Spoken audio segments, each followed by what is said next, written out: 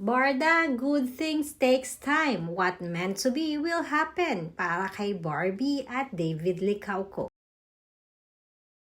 Isang tambalang barda sa pinag-uusapan na tambalan ngayon sa mundo ng social media.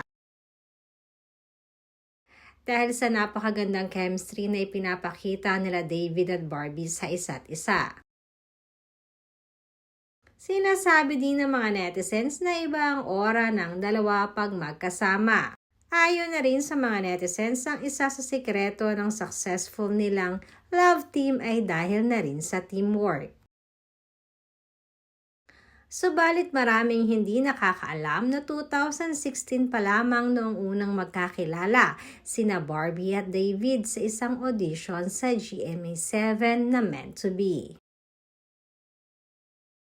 Ayon nga kay David, hindi umano siya pinalad na makuha ang lead role at napunta ito sa ibang artista. Dagdag pa ni David na akala di umano niya ay makukuha niya ang lead role. Subalit, sabi nga, good things takes time and what's meant to be will happen.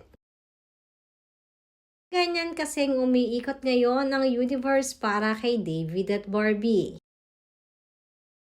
Mukhang malabo nang mapigilan ito para sa kanilang dalawa.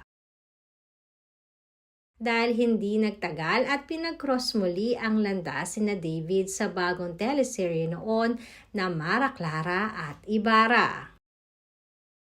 Kung saan mas lalo nilang nakilala ang isa't isa at mas lalong lumalim ang kanilang relasyon. Sa nasabing teleserye ay maraming mga netizens ang humihiling na sana di umano ay magkaroon pa ito ng kasunod dahil bitin ang istorya para sa barda.